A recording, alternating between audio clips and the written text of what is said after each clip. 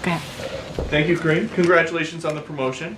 Thank you. You're not leaving us in the briefing room, are you? Unless you want me to. Do you want me to leave the No, sure don't. All right. Okay.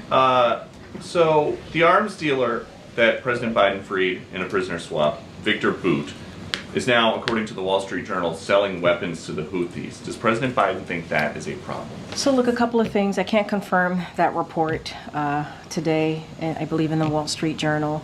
I do want to put out a couple of facts here that is important to note.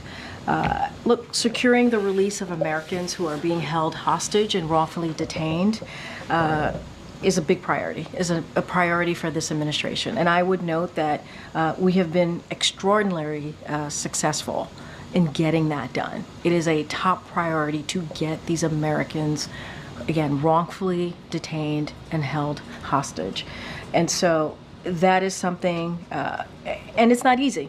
It is not an easy thing to do. It is not. There are some difficult decisions that we have to make. We've been very transparent about that.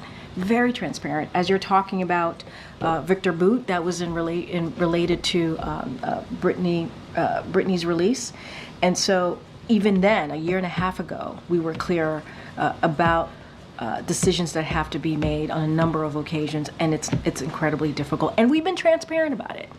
We've been very transparent. So look, we're going to continue to do what we can, do everything that we can to bring Americans home who are wrongfully detained and held hostage. And again, frankly, we have had an extraordinary record of doing just that, and that's going to be the president's top priority. And on this issue of funding, the administration has money to send to Lebanon without Congress coming back. But Congress does have to come back to approve money to send to people in North Carolina. Do I have that right? Here's what I'm going to be very clear about. The president and the vice president has had a robust whole of government response to this. Hundreds of millions of dollars. I said it at the top, more than $200 million that we have directly put towards survivors here for disaster help. And that's because of this president's commitment to make sure that we are there for communities that are impacted. We take this very seriously again. We take this very seriously. And before the hurricane hit, we pre-positioned more than 1,500 federal folks on the ground to help. And so we have made sure that every state has gotten their storm requested emergency declaration. They requested it, and we made sure they received it. We've taken this very seriously. More than $200 million that we have provided to the impacted areas. But instead, people want to do disinformation, misinformation, which is dangerous. Because then when folks on the ground hear that, they may not want to ask for the help that they need. That is there for them. That's our focus here. But President Biden is fond of saying, show me your budget and I will tell you what you value. If he's got money for people in Lebanon right now, without Congress having to come back, what does it say about his values? There's not enough money right now for people in North Carolina who need it.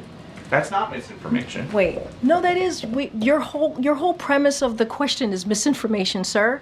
What you do? Yes, it's misinformation.